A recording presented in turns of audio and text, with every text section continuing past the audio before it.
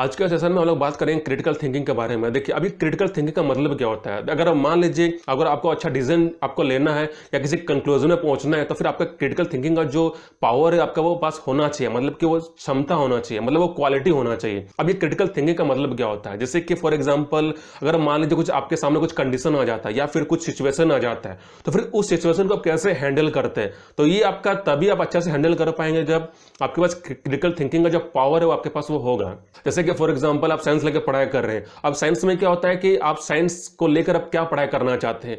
Obviously आप engineer ही बनना चाहेंगे, और इंजीनियर में क्या होता है कि बहुत सारा फील्ड भी है। जैसे कि मान लीजिए केमिकल इंजीनियर भी बन सकते हैं, आप इलेक्ट्रिकल इंजीनियर भी बन सकते हैं, या फिर आप मतलब कि मैकेनिकल इंजीनियर भी बन सकते हैं। अब क्रिटिकल थिंकिंग का क्वालिटी क्या है कि आप भी डिसीजन लेते हैं कि आपको किस फील्ड में जाना है। वो आपका तभी आप अच्छे से डिसीजन ले पाएंगे जब आपका क्रिटिकल थिंकिंग का जो पावर है वो आपके पास अच्छा होगा। तो क्रिटिकल थिंकिंग क्या करता है कि आपको एक डिसीजन लेने का आपके पास वो पावर देता है कि आपको कैसा कंडीशन को फेस करना है, और कैसे सिचुएशन से आपको निकलना, और कैसे डिफिकल्टीज को मतलब डील करना है। लाइफ में क्या होता है कि बहुत सारा डिफिकल्टीज भी आता है। कभी आपके हिसाब से आएगा, कभी समाज के हिसाब से आएगा, या कभी लाइफ के हिसाब से आएगा, या फिर कभी प्रकृति के हिसाब से भी आएगा।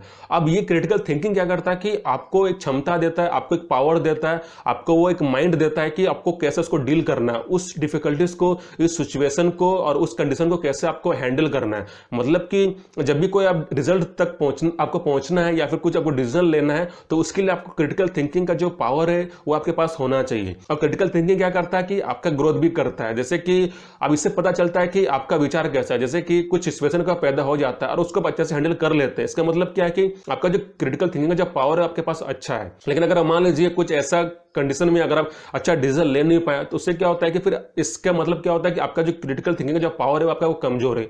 तो क्रिटिकल थिंकिंग क्या करता है कि आपको एक योग्यता बनाता है, मतलब कि आपके वो प्रतिभा क्रिएट करता है कि आप कैसे सिचुएशन को देखते हैं, और कैसे आपका जो विजन है, आपका जो देखने का जो नजरिया वो कैसा है, वो आपका तय करता है आपके क्रिटिकल थिंकिंग वाला पावर। तो क्रिटिकल थिंकिंग से क्या होता है कि आप हर सिचुएशन को आप अच्छा से हैंडल कर सकते हैं, मतलब कि आप अच्छा से मतलब रिजल्ट आप ला सकते हैं। अब यहाँ पर देखो, क्रिटिकल थिंकिंग को कैसे बढ़ाएंगे, वो आपका तभी बढ़ता है जब आप रियलिटी में आपका फेस करेंगे, मतलब स्ट्रगल करेंगे, और आपका जब रियल में कुछ प्रॉब्लम आपके सामने आएगा। जब आपके पास रियल प्रॉब्लम आता है, लेकिन प्रैक्टिकल भी होता है, और उस प्रैक्टिकल प्रॉब्लम से क्या करता है कि आप सोचते भी है, आप अपना योग्यता को सिद्ध भी करते हैं, और इससे क्या होता है कि आपका रिजल्ट में आप पहुंचते हैं। तो वो तभी पॉसिबल है जब आप डिफिकल्टीज को मतलब फेस करते हैं, जब आपके पास कुछ मतलब कि सिचुएशन आ जाए या कुछ कंडीशन आ जाए, तभी आप क्रिटिकल थिंकिंग वाला जो पावर है उसको अच्छा से और मजबूत भी कर सकते हैं। लेकिन अगर मान लीजिए डिफिकल्टीज अगर आप भागेंगे, तो इससे क्या होता है कि आप फेस नहीं कर रहे हैं, और जब आप फेस नहीं करेंगे तो इससे क्या होता है कि आपका जो क्रिटिकल थिंकिंग का जो गुण है या क्वालिटी आपका वो मजबूत नहीं होगा, मतलब कि वो आपका और कमजोर हो जाएगा। तो जब ज्यादा आप सोचेंगे और उसको इंप्लीमेंट भी करेंगे प्रैक्टिकली, तभी आपका जो क्रिटिकल थिंकिंग का जो पावर है आपका बढ़ता है।